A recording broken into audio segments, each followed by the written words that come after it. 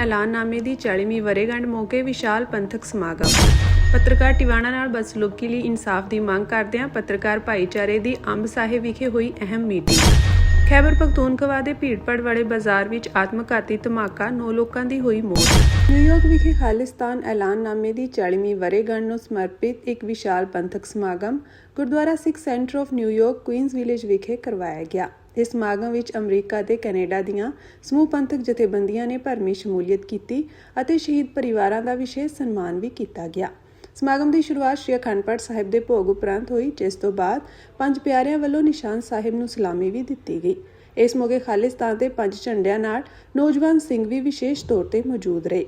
ਸੰਗਤਾਂ ਨੂੰ ਸੰਬੋਧਨ ਕਰਦਿਆਂ ਵੱਖ-ਵੱਖ ਬੁਲਾਰਿਆਂ ਨੇ ਬਾਬਾ ਬੰਦਾ ਸਿੰਘ ਬਹਾਦਰ ਵੱਲੋਂ ਸਥਾਪਿਤ ਪਹਿਲੇ ਸਿੱਖ ਰਾਜ ਤੋਂ ਲੈ ਕੇ ਮੌਜੂਦਾ ਸਿੱਖ ਸੰਘਰਸ਼ ਤੱਕ ਦੇ ਇਤਿਹਾਸ ਨੂੰ ਯਾਦ ਕੀਤਾ ਅਤੇ ਖਾਲਿਸਤਾਨ ਐਲਾਨਨਾਮੇ ਨੂੰ America the declaration of independence ਨਾਲ ਜੋੜਦਿਆਂ ਆਪਣੇ ਵਿਚਾਰ ਸਾਂਝੇ ਕੀਤੇ। ਬੁਲਾਰਿਆਂ ਨੇ ਸ਼੍ਰੀ ਅਕਾਲ ਤਖਤ ਸਾਹਿਬ ਦੇ ਜਥੇਦਾਰ ਭਾਈ ਜਗਤਾਰ ਸਿੰਘ ਹਵਾਰਾ ਵੱਲੋਂ ਸਿੱਖ ਕੌਮ ਨੂੰ ਇਕਜੁੱਟ ਹੋ ਕੇ ਕੌਮੀ ਸੰਘਰਸ਼ ਨੂੰ ਅੱਗੇ ਵਧਾਉਣ ਦੇ ਦਿੱਤੇ ਸੱਦੇ ਦਾ ਵੀ ਜ਼ਿਕਰ ਕੀਤਾ। ਇਸ ਦੇ ਨਾਲ ਹੀ ਦੁਨੀਆ ਭਰ ਵਿੱਚ ਚੱਲ ਰਹੀਆਂ ਤਬਦੀਲੀਆਂ ਦੇ ਮੱਦੇਨਜ਼ਰ ਸਿੱਖ ਕੌਮ ਦੇ ਸੰਘਰਸ਼ ਨੂੰ ਜਾਰੀ ਰੱਖਣ ਦਾ ਅਹਿਦ ਵੀ ਦੁਹਰਾਇਆ ਗਿਆ। ਇਸ ਪੰਥਕ ਸਮਾਗਮ ਦੌਰਾਨ ਸਟੇਜ ਸਕੱਤਰ ਦੀ ਸੇਵਾ ਭਾਈ ਹਰਮਿੰਦਰ ਸਿੰਘ ਆਲੂਵਾਲੀਆ ਵੱਲੋਂ ਨਿਭਾਈ ਗਈ, ਜਦਕਿ ਭਾਈ ਹਿੰਮਤ ਸਿੰਘ, ਡਾਕਟਰ ਪ੍ਰਿਤਪਾਲ ਸਿੰਘ, ਡਾਕਟਰ ਅਮਰਜੀਤ ਸਿੰਘ, ਸੁਰਜੀਤ ਸਿੰਘ ਕੁਲਾਰ, ਹਰਜਿੰਦਰ ਸਿੰਘ, ਪ੍ਰਿਤਪਾਲ ਸਿੰਘ ਦਲ ਖਾਲਸਾ, ਰਜਿੰਦਰ ਸਿੰਘ, ਬਲਵਿੰਦਰ ਸਿੰਘ ਚੱਠਾ ਅਤੇ ਹੋਰ ਕਈ ਆਗੂਆਂ ਨੇ ਸੰਗਤਾਂ ਨਾਲ ਆਪਣੇ ਵਿਚਾਰ ਸਾਂਝੇ ਕੀਤੇ। Stockton, new jersey, Seattle, Indiana, Virginia ਅਤੇ ਵੈਨਕੂਵਰ ਸਮੇਤ ਵੱਖ-ਵੱਖ ਇਲਾਕਿਆਂ ਤੋਂ ਪਹੁੰਚੀਆਂ ਸਿੱਖ ਸ਼ਖਸੀਅਤਾਂ ਅਤੇ ਵੱਡੀ ਗਿਣਤੀ ਵਿੱਚ ਸੰਗਤਾਂ ਨੇ ਵੀ ਇਸ ਸਮਾਗਮ ਵਿੱਚ ਹਾਜ਼ਰੀ ਲਵਾਈ। ਇਸ ਮੌਕੇ ਸ਼ਹੀਦ ਭਾਈ ਗੁਰਦੀਪ ਸਿੰਘ ਦੀਪਾ ਹੇਰਾ ਅਤੇ ਸ਼ਹੀਦ ਭਾਈ ਗੁਰਦੀਪ ਸਿੰਘ ਦੌਲਤਪੁਰ ਦੇ ਪਰਿਵਾਰਕ ਮੈਂਬਰਾਂ ਨੂੰ ਵਿਸ਼ੇਸ਼ ਤੌਰ ਤੇ ਸਨਮਾਨਿਤ ਵੀ ਕੀਤਾ ਗਿਆ। ਸਮਾਗਮ ਦੇ ਅਖੀਰ ਵਿੱਚ ਡਾਕਟਰ ਅਮਰਜੀਤ ਸਿੰਘ ਅਤੇ ਡਾਕਟਰ ਪ੍ਰਿਤਪਾਲ ਸਿੰਘ ਨੂੰ ਕੌਮ ਪ੍ਰਤੀ ਨਿਭਾਈਆਂ ਜਾ ਰਹੀਆਂ ਸੇਵਾਵਾਂ ਲਈ ਵਿਸ਼ੇਸ਼ ਸਨਮਾਨ ਨਾਲ ਨਿਵਾਜਿਆ ਗਿਆ। ਕਿਵੇਂ ਮੁੱਠੀ ਭਰ ਸਿੰਘਾਂ ਨੇ ਇੱਕ ਦੁਨੀਆ ਦੀ ਵੱਡੀ ਤਾਕਤ ਦਾ ਮਿਲੀਟੈਰੀਲੀ ਮੁਕਾਬਲਾ ਕੀਤਾ। ਸੋ ਉਸ ਜੰਗ ਤੋਂ ਬਾਅਦ ਅਸੀਂ ਅਕਸਰ ਦੁਹਰਾਉਂਦੇ ਹਾਂ ਕਿ ਪਿੰਡਰਾਂ ਵਾਲੇ ਸੰਤਾਂ ਨੇ ਆਪਣੀ ਜ਼ਿੰਦਗੀ ਦੇ ਵਿੱਚ ਕਦੀ ਇਹ ਨਹੀਂ ਕਿਹਾ ਵੀ ਅਸੀਂ ਖਾਲਿਸਤਾਨ ਚਾਹੁੰਦੇ, ਪਰ ਉਹਨਾਂ ਨੇ ਇਹ ਜ਼ਰੂਰ ਕਿਹਾ ਕਿ ਅਗਰ ਹਿੰਦੁਸਤਾਨ ਦੀ ਸਰਕਾਰ ਨੇ ਦਰਬਾਰ ਸਾਹਿਬ ਤੇ ਹਮਲਾ ਕੀਤਾ ਜਾਂ ਦਰਬਾਰ ਸਾਹਿਬ ਦੀ ਬੇਅਦਬੀ ਕੀਤੀ ਤੇ ਅਸੀਂ ਖਾਲਸਾ ਪੰਥ ਖਾਲਿਸਤਾਨ ਦੀ ਨਹੀਂ ਰੱਖੀ ਜਾਵੇਗੀ। ਸੋ ਉਸੇ ਹੀ ਕੋਟ ਨੂੰ ਲੈ ਕੇ ਖਾਲਸਾ ਪੰਥ ਨੇ ਸ੍ਰੀ ਅਕਾਲ ਤਖਤ ਸਾਹਿਬ ਤੇ ਸਰਬੱਤ ਖਾਲਸਾ ਕਰਕੇ ਪੰਥ ਨੂੰ ਸੇਧ ਦੇਣ ਵਾਸਤੇ 1986 ਦੇ ਵਿੱਚ ਇੱਕ ਪੰਥਕ ਕਮੇਟੀ ਬਣਾਈ, ਜਿਸ ਨੇ ਕਿ ਆਪਸੀ ਵਿਚਾਰ ਵਟਾਂਦਰਾ ਕਰਕੇ ਖਾਲਸਾ ਪੰਥ ਨੂੰ ਜਿੱਥੇ ਨਵੀਂ ਸੇਧ ਦੇਣੀ ਸੀ ਉੱਥੇ ਖਾਲਿਸਤਾਨ ਦਾ ਐਲਾਨ 29 ਅਪ੍ਰੈਲ 1986 ਨੂੰ ਕੀਤਾ। ਮੈਨੂੰ ਮੌਕਾ ਮਿਲਿਆ ਕੁਝ ਸਮਾਂ ਉਹਨਾਂ ਸਿੰਘਾਂ ਦੇ ਨਾਲ ਵਿਚਰਨ ਦਾ ਜਿਨ੍ਹਾਂ ਨੇ ਇਸ ਐਲਾਨਨਾਮੇ ਦੇ ਵਿੱਚ ਜਿਨ੍ਹਾਂ ਦਾ ਯੋਗਦਾਨ ਹੈ ਜਾਂ ਜਿਨ੍ਹਾਂ ਦੀ ਡਿਸਕਸ਼ਨ ਹੈ। ਮੈਂ ਬਹੁਤਾ ਡਿਟੇਲ 'ਚ ਨਹੀਂ ਜਾਵਾਂਗਾ। ਸੋ 29 ਅਪ੍ਰੈਲ 1986 ਨੂੰ ਖਾਲਿਸਤਾਨ ਐਲਾਨਨਾਮੇ ਦੇ ਨਾਲ ਪੰਥ ਨੇ ਆਪਣੀ ਜੋ ਆਉਣ ਵਾਲੇ ਸਮੇਂ ਦੀ ਰੂਪ ਰੇਖਾ ਹੈ ਉਸ ਨੂੰ ਤੈਅ ਕੀਤਾ, ਉਸ ਦੀ ਲਾਈਨ ਦਿੱਤੀ ਔਰ ਅੱਜ ਤੱਕ 40 ਸਾਲ ਹੋ ਗਏ ਨੇ। ਇਹ ਮੂਵਮੈਂਟ ਜਿਹੜੀ ਇਹ ਸਸਟੇਨ ਕੀਤੀ ਹੈ, ਲਗਾਤਾਰ ਅਸੀਂ ਇਸ ਮੂਵਮੈਂਟ ਲਈ ਵਧ ਰਹੇ ਹਾਂ। ਇਹ ਨਹੀਂ ਹੁੰਦਾ ਕਿ ਸਾਡੇ ਕੋਲ ਕਿੰਨੇ ਸਿੰਘ ਨੇ ਜਾਂ ਸਾਡੀਆਂ ਪ੍ਰਾਪਤੀਆਂ ਕੀ ਨੇ। ਤੁਸੀਂ ਦੁਸ਼ਮਣ ਦਾ ਵੀ ਹਾਲ ਦੇਖੋ, ਜੀਓਪੋਲੀਟੀਕਲ ਸਿਚੁਏਸ਼ਨ ਇਸ ਲਈ ਕੀ ਆ। ਅਸੀਂ ਹੌਲੀ ਹੌਲੀ ਖਾਲਸਾ ਪੰਥ ਆਪਣੇ ਨਿਸ਼ਾਨੇ ਦੀ ਪ੍ਰਾਪਤੀ ਵੱਲ ਅੱਗੇ ਵਧ ਰਿਹਾ। ਅਸੀਂ ਰਲ ਕੇ ਯਤਨ ਕਰੀਏ।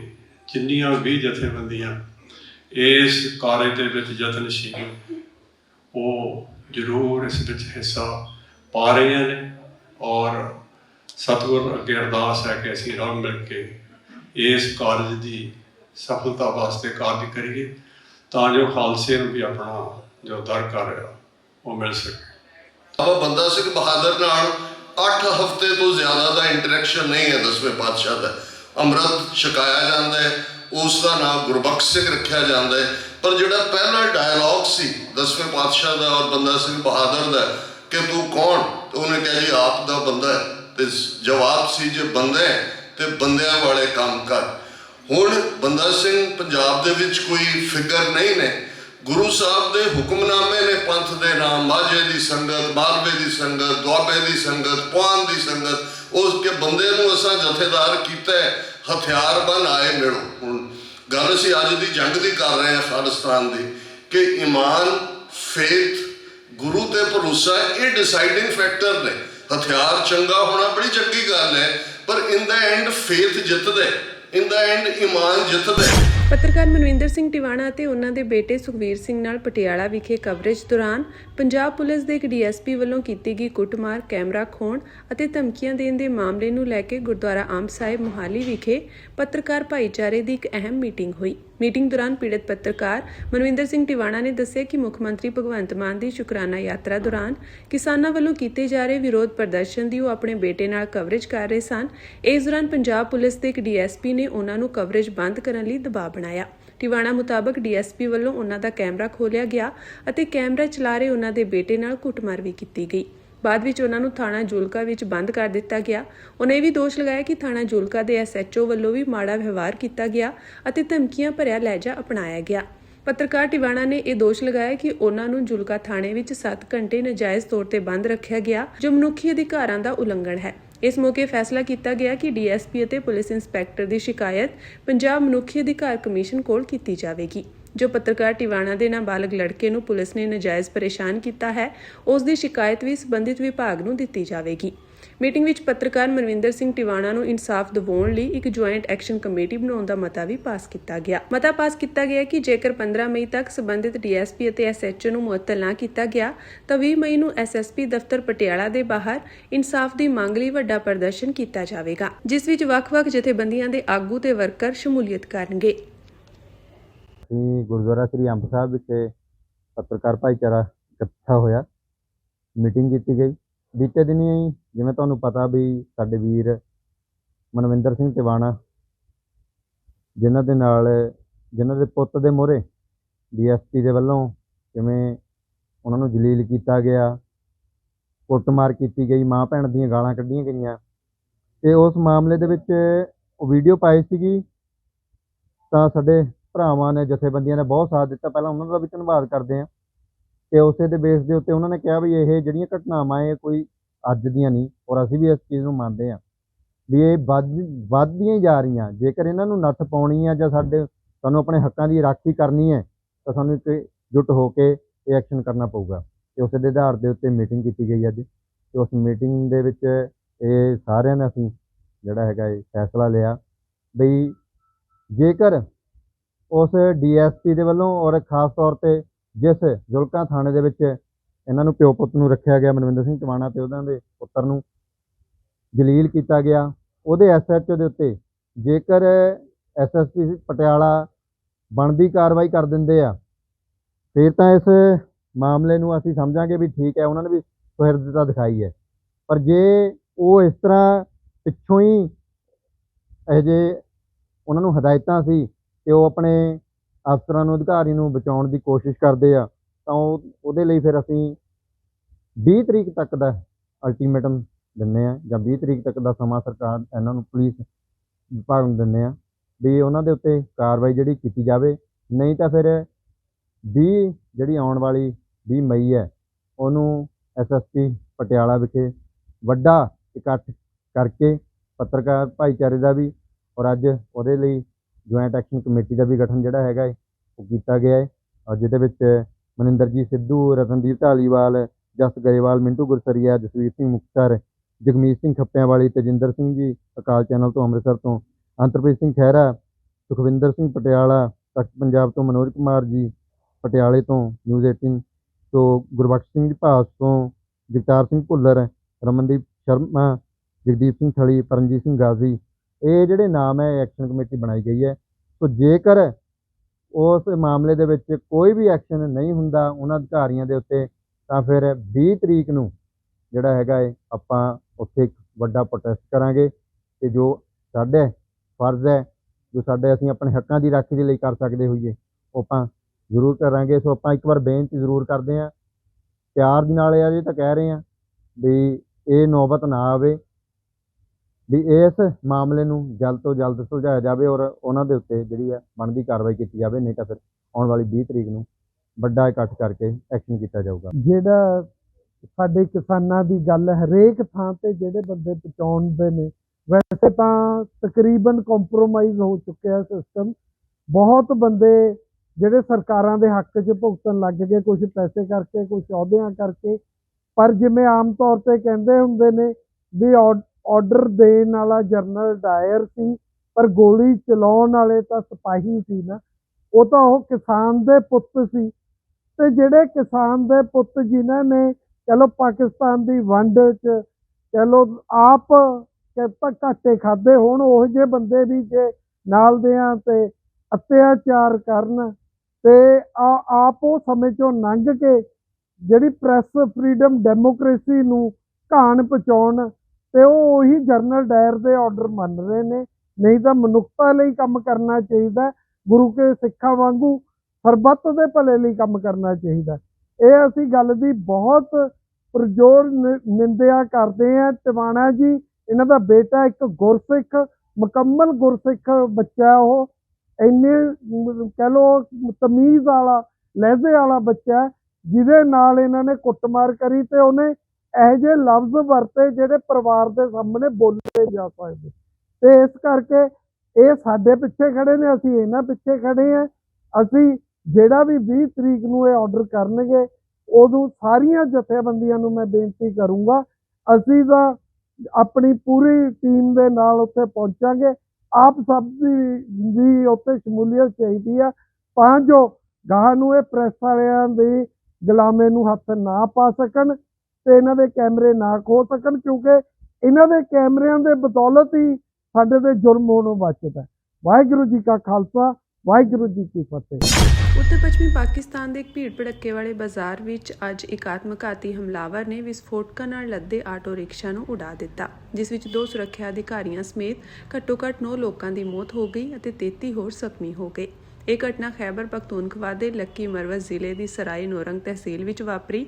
ਜ਼ਿਲ੍ਹਾ ਪੁਲਿਸ ਦੇ ਇੱਕ ਅਧਿਕਾਰੀ ਨੇ ਦੱਸਿਆ ਕਿ ਆਤਮਘਾਤੀ ਹਮਲਾਵਰ ਨੇ ਨੌਰੰਗ ਬਾਜ਼ਾਰ ਦੇ ਫਾਟਕ ਚੌਂਕ ਤੇ ਆਪਣੇ ਵਿਸਫੋਟਕਾਂ ਨਾਲ ਲੱਦੇ 3 ਵੀਲਰ ਨੂੰ ਉਡਾ ਦਿੱਤਾ। ਲੱਕੀ ਮਰਵਤ ਦੇ ਡਿਪਟੀ ਕਮਿਸ਼ਨਰ ਹਮੀਦੁੱਲਾ ਖਾਨ ਨੇ ਦੱਸਿਆ ਕਿ ਧਮਾਕੇ ਵਿੱਚ 9 ਲੋਕਾਂ ਦੀ ਮੌਤ ਹੋ ਗਈ ਹੈ ਅਤੇ 33 ਹੋਰ ਜ਼ਖਮੀ ਹੋਏ ਹਨ। ਉਹਨਾਂ ਦੱਸਿਆ ਕਿ ਸ਼ੁਰੂਆਤੀ ਰਿਪੋਰਟਾਂ ਅਨੁਸਾਰ ਅਤਵਾਦੀਆਂ ਨੇ ਆਟੋ ਰਿਕਸ਼ਾ ਵਿੱਚ ਵਿਸਫੋਟਕ ਲਗਾਏ ਹੋਏ ਸਨ। ਅਧਿਕਾਰੀਆਂ ਨੇ ਦੱਸਿਆ ਕਿ ਮਰਨ ਵਾਲਿਆਂ ਵਿੱਚ ਟ੍ਰੈਫਿਕ ਪੁਲਿਸ ਦੇ 2 ਕਰਮਚਾਰੀ ਅਤੇ ਇੱਕ ਔਰਤ ਵੀ ਸ਼ਾਮਿਲ ਹੈ। ਉਹਨਾਂ ਅੱਗੇ ਦੱਸਿਆ ਕਿ ਜ਼ਖਮੀਆਂ ਨੂੰ ਇਲਾਜ ਲਈ ਸਰਾਏ ਨੌਰੰਗ ਦੇ ਤਹਿਸੀਲ ਹੈੱਡਕੁਆਰਟਰ ਹਸਪਤਾਲ ਵਿੱਚ ਤਬਦੀਲ ਕਰ ਦਿੱਤਾ ਗਿਆ। ਕਈ ਹੋਰ ਲੋਕ ਜਿਨ੍ਹਾਂ ਦੀ ਹਾਲਤ ਨਾਜ਼ੁਕ ਦੱਸੀ ਜਾ ਰਹੀ ਹੈ, ਉਹਨਾਂ ਨੂੰ ਹੋਰ ਡਾਕਟਰੀ ਸਹਾਇਤਾ ਲਈ ਬੰਨੂ ਅਤੇ ਪੇਸ਼ਾਵਰ ਦੇ ਹਸਪਤਾਲਾਂ ਵਿੱਚ ਰੈਫਰ ਕਰ ਦਿੱਤਾ ਗਿਆ ਹੈ। ਸਥਾਨਕ ਹਸਪਤਾਲਾਂ ਵਿੱਚ ਐਮਰਜੈਂਸੀ ਘੋਸ਼ਿਤ ਕਰ ਦਿੱਤੀ ਗਈ ਹੈ। ਰੈਸਕਿਊ 1122 ਦੇ ਬੁਲਾਰੇ ਸ਼ਹਾਬਾਦ ਖਾਨ ਨੇ ਦੱਸਿਆ ਕਿ ਰਾਹਤ ਕਾਰਜਾਂ ਲਈ ਮੌਕੇ ਤੇ ਐਂਬੂਲੈਂਸ ਅਤੇ ਟੀਮਾਂ ਭੇਜੀਆਂ ਗਈਆਂ ਹਨ। ਸੋਸ਼ਲ ਮੀਡੀਆ ਤੇ ਚੱਲ ਰਹੀਆਂ ਵੀਡੀਓਜ਼ ਵਿੱਚ ਧਮਾਕੇ ਵਿੱਚ ਕਈ ਦੁਕਾਨਾਂ ਅਤੇ 3 ਵੀਲਰ ਨੁਕਸਾਨੇ ਹੋਏ ਦਿਖਾਈ ਦਿੱਤੇ। ਖੈਬਰ ਪਖਤੂਨਖਵਾ ਦੇ ਮੁੱਖ ਮੰਤਰੀ ਮੁਹੰਮਦ ਸੁਹੇਲ ਅਫਰੀਦੀ ਨੇ ਪੁਲਿਸ ਇੰਸਪੈਕਟਰ ਜਨਰਲ ਨੂੰ ਘਟਨਾ ਦੀ ਵਿਸਤ੍ਰਿਤ ਰਿਪੋਰਟ ਸੌਂਪਣ ਦੇ ਨਿਰਦੇਸ਼ ਦਿੱਤੇ ਹਨ। ਉਹਨਾਂ ਕਿਹਾ ਕਿ ਅਸੀਂ ਇਸ ਮੁਸ਼ਕਲ ਸਮੇਂ ਵਿੱਚ ਪੀੜਤ ਪਰਿਵਾਰਾਂ ਦੇ ਨਾਲ ਖੜੇ ਹਾਂ ਅਤੇ ਸੂਬਾ ਸਰਕਾਰ ਉਹਨਾਂ ਨੂੰ ਹਰ ਸੰਭਵ ਸਹਾਇਤਾ ਪ੍ਰਦਾਨ ਕਰੇਗੀ। ਪ੍ਰਧਾਨ ਮੰਤਰੀ ਸ਼ਹਿਬਾਜ਼ ਸ਼ਰੀਫ ਨੇ ਧਮਾਕੇ ਵਿੱਚ ਮਾਰੇ ਗਏ ਲੋਕਾਂ ਤੇ ਦੁੱਖ ਅਤੇ ਅਫਸੋਸ ਦਾ ਪ੍ਰਗਟਾਵਾ ਕੀਤਾ ਹੈ। ਮਹਾਰਾਸ਼ਟਰ ਦੇ ਬਾਰਾਮਤੀ ਵਿੱਚ ਇੱਕ ਹੋਰ ਸਿਖਲਾਈ ਜਹਾਜ਼ ਨਾਲ ਹਾਦਸਾ ਵਾਪਰਿਆ ਹੈ। ਦੱਸਿਆ ਜਾ ਰਿਹਾ ਹੈ ਕਿ ਸਿਖਲਾਈ ਲਈ ਵਰਤਿਆ ਜਾਣ ਵਾਲਾ 2 ਸੀਟਰ ਜਹਾਜ਼ ਬਾਰਾਮਤੀ ਦੇ ਗੋਜੂਬਾਬੀ ਪਿੰਡ ਦੇ ਨੇੜੇ ਅਚਾਨਕ ਤਕਨੀਕੀ ਖਰਾਬੀ ਆਉਣ ਤੋਂ ਬਾਅਦ ਹਾਦਸਾਗ੍ਰਸਤ ਹੋ ਗਿਆ। ਜਹਾਜ਼ ਵਿੱਚ ਸਿਰਫ ਇੱਕ ਸਿਖਲਾਈ ਪ੍ਰਾਪਤ ਪਾਇਲਟ ਸਵਾਰ ਸੀ। ਖੁਸ਼ਕਿਸਮਤੀ ਨਾਲ ਪਾਇਲਟ ਨੂੰ ਗੰਭੀਰ ਸੱਟਾਂ ਨਹੀਂ ਲੱਗੀਆਂ। ਹਾਦਸੇ ਦੀ ਸੂਚਨਾ ਮਿਲਦੇ ਹੀ ਸਥਾਨਕ ਪ੍ਰਸ਼ਾਸਨ ਅਤੇ ਰਾਹਤ ਟੀਮਾਂ ਮੌਕੇ ਤੇ ਪਹੁੰਚੀਆਂ। ਸ਼ੁਰੂਆਤੀ ਜਾਣਕਾਰੀ ਅਨੁਸਾਰ ਜਹਾਜ਼ ਸਿਖਲਾਈ ਉਡਾਨ ਤੇ ਸੀ। ਇਹ ਧਿਆਨ ਦੇਣਯੋਗ ਹੈ ਕਿ ਇਸੇ ਖੇਤਰ ਵਿੱਚ ਅਜੀਤ ਪਵਾਰ ਦਾ ਜਹਾਜ਼ ਵੀ ਹਾਦਸਾਗ੍ਰਸਤ ਹੋਇਆ ਸੀ। ਪੁਣੇ ਦੇ ਪੁਲਿਸ ਸੁਪਰਡੈਂਟ ਸੰਦੀਪ ਗਿੱਲ ਦੇ ਅਨੁਸਾਰ ਸਿਖਲਾਈ ਜਹਾਜ਼ ਨੇ ਬਾਰਾਮਤੀ ਦੇ ਗੋਜੂਬਾਬੀ ਪਿੰਡ ਖੇਤਰ ਵਿੱਚ ਸਖਤ ਲੈਂਡਿੰਗ ਕੀਤੀ, ਜਿਸ ਕਾਰਨ ਇਹ ਹਾਦਸਾ ਵਾਪਰਿਆ।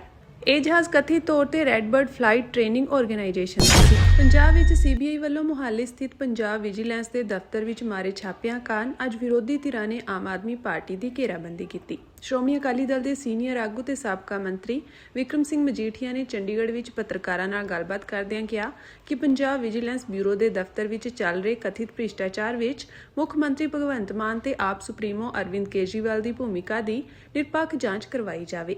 ਉਹਨਾਂ ਸਵਾਲ ਕੀਤਾ ਕਿ ਪੰਜਾਬ ਸਰਕਾਰ ਵੱਲੋਂ ਪ੍ਰਾਈਵੇਟ ਵਿਅਕਤੀਆਂ ਨੂੰ ਸੁਰੱਖਿਆ ਕਿਸ ਆਧਾਰ ਤੇ ਦਿੱਤੀ ਗਈ ਹੈ, ਪ੍ਰਾਈਵੇਟ ਵਿਅਕਤੀਆਂ ਨੂੰ ਸੁਰੱਖਿਆ ਦੇਣ ਦੀ ਪ੍ਰਵਾਨਗੀ ਕਿਸ ਵੱਲੋਂ ਦਿੱਤੀ ਗਈ ਹੈ, ਉਸ ਦੀ ਵੀ ਜਾਂਚ ਹੋਣੀ ਚਾਹੀਦੀ ਹੈ।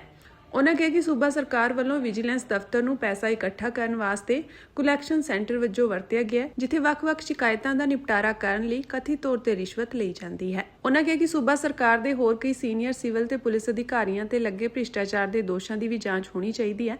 ਸ਼੍ਰੋਮਣੀ ਅਕਾਲੀ ਦਲ ਦੇ ਸੀਨੀਅਰ ਆਗੂ ਨੇ ਕਿਹਾ ਕਿ ਆਪ ਵੱਲੋਂ ਅਰੋੜਾ ਨੂੰ ਗ੍ਰਿਫਤਾਰ ਕੀਤੇ ਜਾਣ ਦੇ ਬਾਵਜੂਦ ਹਾਲੇ ਤੱਕ ਮੰਤਰੀ ਮੰਡਲ ਵਿੱਚੋਂ ਨਹੀਂ ਹਟਾਇਆ ਗਿਆ।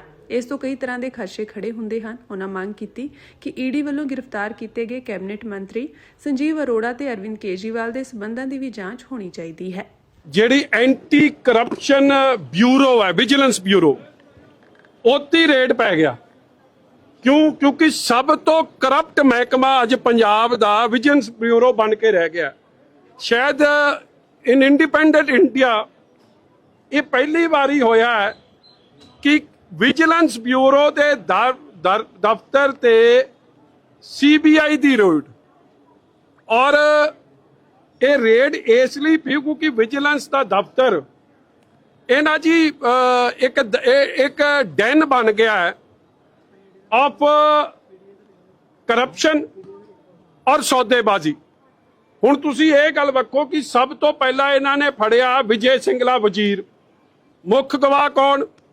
ਭਗਵੰਤ ਮਾਨ। ਤੇ ਜਦੋਂ ਫੜ ਕੇ ਅੰਦਰ ਦਿੱਤਾ ਕਹਿੰਦਾ ਮੈਂ ਆਪ ਰਿਕਾਰਡਿੰਗ ਸੁਣੀ ਆ, ਤੇ ਹੁਣ ਉਹਦੇ ਨਾਲ ਸੌਦਾ ਮੁੱਕ ਗਿਆ, ਲੈਣ ਦੇਣ ਹੋ ਗਿਆ।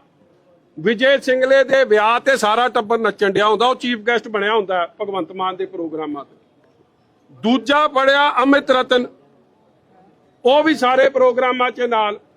ਤੀਜਾ ਫੜਿਆ ਆ ਹੁਣੇ ਰਮਨ ਅਰੋੜਾ, ਉਹਦੇ ਪਹਿਲਾਂ ਗਨਮੈਨ ਵਿਡਰਾ ਕੀਤੇ, ਹੁਣ ਫੁੱਲ ਸਿਕਿਉਰਿਟੀ ਦੇਤੀ। ਇਸ ਲਈ ਵਿਜੀਲੈਂਸ ਦੇ ਮਹਿਕਮੇ ਨੂੰ ਤਾਂ ਫॉर ਗਿਵ ਐਂਡ ਟੇਕ ਕਿ ਸੌਦਾ ਕਰੋ ਤੇ ਤੁਹਾਨੂੰ ਕਲੀਨ ਚਿੱਟ, ਜੇ ਵਿਰੋਧੀ ਕੋਈ ਬੋਲਦਾ ਤੇ ਤੁਹਾਡੇ ਤੇ ਪਰਚਾ। ਔਰ ਅੱਜ CBI ਨੇ ਇੱਕ ਸਟੇਟਮੈਂਟ ਦਿੱਤੀ ਹੈ ਕਿ ਕੱਲ OP ਰਾਣਾ ਉੱਥੋਂ ਭੱਜਿਆ, ਜਿਹੜਾ ਰੀਡਰ ਟੂ DGP ਵਿਜੀਲੈਂਸ ਹੈ, ਉਹਨੂੰ ਭਜਾਉਣ 'ਚ ਮਦਦ ਕਿਹਨੇ ਕੀਤੀ? ਪੰਜਾਬ ਪੁਲਿਸ ਦੇ 2 ਗਨਮੈਨ ਜਿਨ੍ਹਾਂ ਨੂੰ AK-47 ਦਿੱਤੀ ਹੋਈ ਹੈ। ਪ੍ਰਾਈਵੇਟ ਬੰਦਿਆਂ ਨੂੰ ਗਨਮੈਨ, ਮਤਲਬ ਕਿ ਭਗਵੰਤ ਮਾਨ ਪੋਲੀਟੀਕਲ ਪ੍ਰੋਟੈਕਸ਼ਨ ਤੇ ਪੈਟਰਨੇਜ ਦੇ ਰਿਹਾ ਕਿ ਲੁੱਟ ਦਾ ਮਾਲ ਗੱਡੀ 'ਚ ਜਦ ਜਾਊਗਾ ਤੇ AK-47 ਦੇ ਪੰਜਾਬ ਪੁਲਿਸ ਦੇ ਗਨਮੈਨ ਸਿਕਿਉਰਿਟੀ ਭਗਵੰਤ ਮਾਨ ਦਊਗਾ। ਕੇਜਰੀਵਾਲ ਨੇ ਵਿਜੀਲੈਂਸ ਮਹਿਕਮੇ ਨੂੰ ਇਸ ਕੰਮ ਲਈ ਇਸਤੇਮਾਲ ਕੀਤਾ ਕਿ ਇਹ ਕਲੈਕਸ਼ਨ ਸੈਂਟਰ ਬਣਿਆ। ਅੱਜ ਵਿਜੀਲੈਂਸ ਮਹਿਕਮਾ ਮੈਂ ਸਮਝਦਾ ਡਿਸਬੈਂਡਨ ਹੋਣਾ ਚਾਹੀਦਾ, ਪਰਚਾ ਦਰਜ ਹੋਣਾ ਚਾਹੀਦਾ ਇਹਨਾਂ ਅਫਸਰਾਂ ਤੇ ਜਿਨ੍ਹਾਂ ਦੀ, ਕਿਉਂਕਿ ਰੀਡਰ ਦੀ ਕੀ ਮਜਾਲ ਹੈ ਜੀ, ਰੀਡਰ ਦੀ ਵਿਚਾਰੇ ਦੀ ਕੀ ਹਿੰਮਤ ਹੈ? ਕਲੀਨ ਚਿੱਟ ਤਾਂ DG ਵਿਜੀਲੈਂਸ ਨੇ ਦੇਣੀ ਹੈ। ਔਰ DG ਵਿਜੀਲੈਂਸ ਦੇ ਦਫ਼ਤਰ ਨੂੰ ਪਹਿਲਾਂ ਵਰਿੰਦਰ ਕੁਮਾਰ ਸੀ, ਜਦ ਉਹ ਨਹੀਂ ਆਖੇ ਲੱਗੇ ਫਿਰ ਨਗੇਸ਼ਵਰ ਰਾਓ ਨੂੰ ਲਿਆਏ, 1.5 ਮਹੀਨੇ 'ਚ ਉਹਨਾਂ ਨੂੰ ਬਦਲਿਆ, ਫਿਰ ਪਰਮਾਰ ਸਾਹਿਬ ਨੂੰ ਲਿਆਏ, ਫਿਰ ਉਹਨਾਂ ਨੂੰ ਸਸਪੈਂਡ ਕੀਤਾ, ਜਦੋਂ ਗੱਲ ਮੁੱਕ ਗਈ ਤੇ ਬਹਾਲ ਕਰਤਾ, ਫਿਰ PK ਸਿਨਹਾ ਨੂੰ ਲਿਆਏ, ਫਿਰ ਉਹਨੂੰ ਬਦਲਿਆ ਤੇ ਹੁਣ ਸਰਬਸਤਿਆ ਚੌਹਾਨ ਨੂੰ ਲਿਆਏ। ਇਸ ਲਈ ਇਹ ਦਫ਼ਤਰ ਨੂੰ ਕਲੈਕਸ਼ਨ ਸੈਂਟਰ, ਫੰਡ ਰੇਜ਼ਰ ਦੇ ਰੂਪ 'ਚ, ਸੌਦੇਬਾਜ਼ੀ ਦੇ ਰੂਪ 'ਚ ਤੇ ਪੋਲੀਟੀਕਲ ਓਪੋਨੈਂਟਸ ਨੂੰ ਪੋਲੀਟੀਕਲ ਸਕੋਰ ਸਕੇਟਲ ਕਰਨ ਲਈ ਵਰਤਿਆ ਜਾ ਰਿਹਾ। ਇਸ ਗੱਲ ਦਾ ਤਾਂ ਪਰਦਾ ਫਾਸ਼ ਹੋ ਹੀ ਗਿਆ। ਜਿਨ੍ਹਾਂ ਨੇ ਕਰਪਸ਼ਨ ਰੋਕਣੀ ਸੀ, ਸਭ ਤੋਂ ਵੱਧ ਕਰਪਸ਼ਨ ਦਾ ਕੇਂਦਰ ਉਹ ਵਿਜੀਲੈਂਸ ਬਿਊਰੋ ਬਣ ਕੇ ਰਹਿ ਗਿਆ। ਇਸ ਲਈ ਮੰਤਰੀ ਕੌਣ ਇਹਦਾ? ਭਗਵੰਤ ਮਾਨ। ਮੁੱਖ ਮੰਤਰੀ ਕੌਣ? ਭਗਵੰਤ ਮਾਨ। ਔਰ ਇਸ ਮਹਿਕਮੇ ਦਾ ਸੈਕਟਰੀ ਕੌਣ? ਹੈਰਾਨਗੀ ਹੋਊਗੀ ਤੁਹਾਨੂੰ, ਕੈਪ ਸਿਨਹਾ, ਜਿਹੜਾ ਟੋਪੀ ਘੁਮਾਉਂਦਾ ਹਰ ਮੁੱਦੇ ਤੇ। ਟੋਪੀ ਹੁੰਦਾ ਨਾ, ਕੈਪ ਦਾ ਮਤਲਬ ਟੋਪੀ ਪਾਉਂਦਾ ਸਾਰੇ ਫੈਸਲਿਆਂ ਨੂੰ। ਇਸ ਲਈ ਇਹਨਾਂ ਦੀ ਜਾਂਚ ਹੋਵੇ। ਅਫਸਰਾਂ ਨੇ ਜਿਨ੍ਹਾਂ ਦੇ ਪੰਜਾਬ ਦੇ ਖਜ਼ਾਨੇ ਦੀ ਲੁੱਟ ਕੀਤੀ ਹੈ, ਸਸਤੀ ਜ਼ਮੀਨਾਂ ਲੈ ਕੇ ਤਨਾਟ ਡਿਵੈਲਪਰਾਂ ਨੂੰ ਦੇਣੀ, ਵਿੱਚੋਂ ਮਲਾਈ ਦਾ ਮਾਲ ਖਾਣਾ, ਦਲਾਲੀ ਕਰਨੀ, ਇਹ ਭਗਵੰਤ ਮਾਨ ਦੀ ਪਛਾਣ ਹੋ ਗਈ ਆ। ਫਿਰ ਉਹਨਾਂ ਨੂੰ ਗਨਮੈਨ ਦੇਣੇ ਕਿ ਭਾਈ ਤੁਹਾਨੂੰ ਪੋਲੀਟੀਕਲ ਸਿਲੈਕਸ਼ਨ ਦਵਾਂਗੇ, ਪੈਟਰਨੇਜ ਦਵਾਂਗੇ, ਪ੍ਰੋਟੈਕਸ਼ਨ ਦਵਾਂਗੇ। ਔਰ ਮੈਂ ਫੇਰ ਕਹਿ ਦਿਆਂ ਕਿ ਜਿੱਥੇ ਜਦ ਤੱਕ ਵੱਡੇ ਨਾਂ ਅਰੈਸਟ ਨਹੀਂ ਹੋਣੇ, ਦੇਖੋ ਇੱਕ ਵਿਜੀਲੈਂਸ ਦਾ ਭੁੱਲਰ ਸੀ DIG, 7.5 ਕਰੋੜ ਨਗਦੀ ਫੜਿਆ ਗਿਆ, ਕੋਈ ਛੋਟੀ ਮੋਟੀ ਰਕਮ ਨਹੀਂ, ਮਗਰ ਵਿਜੀਲੈਂਸ ਨੇ ਨਹੀਂ ਫੜਿਆ, CBI ਨੂੰ ਆ ਕੇ ਫੜਨਾ ਪਿਆ, ਕਿਉਂਕਿ ਇਹ ਤਾਂ ਪ੍ਰੋਟੈਕਸ਼ਨ ਦੇ ਰਿਹਾ ਸੀ ਭਗਵੰਤ ਮਾਨ। ਸੇਮ ਵੇ ਸੰਜੀਵ ਅਰੋੜਾ ਨੂੰ ਭਗਵੰਤ ਮਾਨ ਪ੍ਰੋਟੈਕਸ਼ਨ ਦਿੰਦਾ ਸੀ। 150 ਕਰੋੜ ਇੱਕ ਡੇਲੀ ਵੇਜਰ ਦਿਹਾੜੀ ਕਰਨ ਵਾਲੇ ਬੰਦੇ ਦੇ ਅਕਾਊਂਟ ਚੋਂ 150 ਕਰੋੜ ਦਾ ਕੰਮ ਕਰਕੇ ਕਦੇ ਹੋ ਸਕਦਾ? ਆ ਪੱਪੀ ਪ੍ਰਾਸ਼ਰ। ਇਸ ਲਈ ਬੜੀ ਲੰਮੀ ਲਿਸਟ ਹੈ, ਜੇ ਜਾਂਚ ਹੋ ਗਈ ਤੇ ਸਭ ਫੜੇ ਜਾਣਗੇ, ਇਹ ਗੱਲ ਮੰਨ ਕੇ ਚੱਲਿਓ। ਕਿੱਥੇ ਇਹ ਵੀ ਗੱਲ ਚੱਲ ਰਹੀ ਹੈ ਕਿ ਇਸ DGP ਨੂੰ ਫਸਾਉਣ 'ਚ ਇਸ ਗੱਲ ਦੀ ਵੀ CBI ਇਨਕੁਆਇਰੀ ਕਰੇ ਕਿ ਗੌਰਵ ਯਾਦਵ ਦਾ ਕੀ ਰੋਲ ਸੀ, ਭਗਵੰਤ ਮਾਨ ਦਾ, ਕੇਜਰੀਵਾਲ ਦਾ ਕੀ ਰੋਲ ਸੀ, ਕਿਉਂ ਪੰਜਾਬ ਪੁਲਿਸ ਨੂੰ ਐਡੀ ਕੇਪੇਬਲ ਏਬਲ ਫੋਰਸ ਨੂੰ ਅੱਜ ਇਸ ਹਾਲਾਤ 'ਚ ਪੈਦਾ ਕਰਤਾ ਕਿ ਲਾਅ ਐਂਡ ਆਰਡਰ ਉਹ ਦੇ ਨਹੀਂ ਪਾ ਰਹੇ। ਆਪ ਦੀ ਪ੍ਰਮੋਸ਼ਨ ਦਾ ਪੱਕੀ ਕੁਰਸੀ ਲਈ ਇੱਕ ਖੂਨੀ ਖੇਡ ਖੇਡਿਆ ਜਾ ਰਿਹਾ, ਇੱਕ ਨੂੰ ਫਸਾ ਦਿਓ, ਦੂਜੇ ਨੂੰ ਫਸਾ ਦਿਓ ਕਿ ਮੈਂ DGP ਬਣਿਆ ਰਿਹਾ। ਕੇਂਦਰ ਸਰਕਾਰ ਨੇ ਕਿਸਾਨਾਂ ਲਈ ਵੱਡਾ ਫੈਸਲਾ ਲੈਂਦਿਆਂ ਸਾਲ 2026-27 ਦੇ ਸਾਉਣੀ ਮੰਡੀਕਰਨ ਸੀਜ਼ਨ ਲਈ 14 ਫਸਲਾਂ ਦੇ ਘੱਟੋ-ਘੱਟ ਸਮਰਥਨ ਮੁੱਲ ਵਿੱਚ ਵਾਧੇ ਨੂੰ ਮਨਜ਼ੂਰੀ ਦੇ ਦਿੱਤੀ ਹੈ। ਇਸ ਫੈਸਲੇ ਤਹਿਤ ਝੋਨੇ ਦੀ MSP ਵਿੱਚ 72 ਰੁਪਏ ਪ੍ਰਤੀ ਕੁਇੰਟਲ ਦਾ ਵਾਧਾ ਕੀਤਾ ਗਿਆ, ਜਿਸ ਨਾਲ ਹੁਣ ਝੋਨੇ ਦੀ ਕੀਮਤ 2441 ਰੁਪਏ ਪ੍ਰਤੀ ਕੁਇੰਟਲ ਹੋ ਗਈ ਹੈ। ਪ੍ਰਧਾਨ ਮੰਤਰੀ ਨਰਿੰਦਰ ਮੋਦੀ ਦੀ ਅਗਵਾਈ ਹੇਠ ਹੋਈ ਆਰਥਿਕ ਮਾਮਲਿਆਂ ਦੀ ਕੈਬਨਿਟ ਕਮੇਟੀ ਦੀ ਮੀਟਿੰਗ ਵਿੱਚ ਫਸਲੀ ਵੰਨ-ਸੁਵੰਨਤਾ ਨੂੰ ਉਤਸ਼ਾਹਿਤ ਕਰਨ ਲਈ ਤੇਲ ਦੇ ਬੀਜਾਂ ਅਤੇ ਦਾਲਾਂ ਦੇ ਭਾਅ ਵਿੱਚ ਸਭ ਤੋਂ ਵੱਧ ਵਾਧਾ ਕੀਤਾ ਗਿਆ ਹੈ। ਸੂਰਜਮੁਖੀ ਦੇ ਬੀਜਾਂ ਵਿੱਚ ਸਭ ਤੋਂ ਵੱਧ 622 ਰੁਪਏ ਪ੍ਰਤੀ ਕੁਇੰਟਲ ਦਾ ਵਾਧਾ ਕੀਤਾ ਗਿਆ, ਜਿਸ ਨਾਲ ਇਸ ਦੀ ਨਵੀਂ ਕੀਮਤ 8343 ਰੁਪਏ ਹੋ ਗਈ ਹੈ। ਮੀਡੀਆ ਨੂੰ ਜਾਣਕਾਰੀ ਦਿੰਦਿਆਂ ਸੂਚਨਾ ਅਤੇ ਪ੍ਰਸਾਰਣ ਮੰਤਰੀ ਅਸ਼ਵਨੀ ਵੈਸ਼ਨਵ ਨੇ ਕਿਹਾ ਕਿ ਸਰਕਾਰ ਨੇ ਇਹ ਯਕੀਨੀ ਬਣਾਇਆ ਕਿ ਕਿਸਾਨਾਂ ਨੂੰ ਉਹਨਾਂ ਦੀ ਲਾਗਤ ਤੇ ਘੱਟੋ-ਘੱਟ 50% ਮੁਨਾਫਾ ਮਿਲੇ।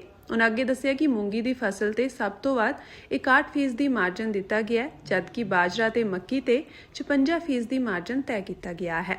ਹੋਰ ਮੁੱਖ ਫਸਲਾਂ ਵਿੱਚ ਕਪਾਹ ਦੀ ਕੀਮਤ 557 ਰੁਪਏ ਵੱਧ ਕੇ 8267 ਰੁਪਏ, ਅਰਹਰ ਦੀ ਕੀਮਤ 450 ਰੁਪਏ ਵੱਧ ਕੇ 8450 ਰੁਪਏ ਅਤੇ ਮੱਕੀ ਦੀ ਕੀਮਤ 10 ਰੁਪਏ ਵਧਾ ਕੇ 2410 ਰੁਪਏ ਹੋ ਗਈ ਹੈ। ਇਸ ਦੌਰਾਨ ਭਾਰਤੀ ਵੈਜੀਟੇਬਲ ਆਇਲ ਪ੍ਰੋਡਿਊਸਰਸ ਐਸੋਸੀਏਸ਼ਨ ਦੇ ਪ੍ਰਧਾਨ ਸੁਧਾਕਰ ਦੇਸਾਈ ਨੇ ਇਸ ਕਦਮ ਦਾ ਸਵਾਗਤ ਕਰਦਿਆਂ ਕਿਹਾ ਕਿ ਤੇਲ ਬੀਜਾਂ ਦੀ MSP ਵਿੱਚ ਵਾਧਾ ਸ਼ਲਾਘਾਯੋਗ ਹੈ, ਪਰ ਸਰਕਾਰ ਨੂੰ ਇੱਕ ਸਥਿਰ ਆਯਾਤ ਡਿਊਟੀ ਢਾਂਚੇ ਦੀ ਵੀ ਲੋੜ ਹੈ। ਸਰਕਾਰ ਦਾ ਅਨੁਮਾਨ ਹੈ ਕਿ ਇਸ ਵਾਧੇ ਨਾਲ ਖਜ਼ਾਨੇ ਤੇ 2.60 ਲੱਖ ਕਰੋੜ ਰੁਪਏ ਦਾ ਬੋਝ ਪਵੇਗਾ। ਇਹ ਫੈਸਲਾ ਜੂਨ ਮਹੀਨੇ ਵਿੱਚ ਦੱਖਣ ਪੱਛਮੀ ਮੌਨਸੂਨ ਦੇ ਆਗਮਨ ਦੇ ਨਾਲ ਹੀ ਸ਼ੁਰੂ ਹੋਣ ਵਾਲੀ ਬਿਜਾਈ ਤੋਂ ਪਹਿਲਾਂ ਲਿਆ ਗਿਆ ਤਾਂ ਜੋ ਕਿਸਾਨ ਆਪਣੀ ਫਸਲ ਦੀ ਚੋਣ ਸਮਝਦਾਰੀ ਨਾਲ ਕਰ ਸਕਣ।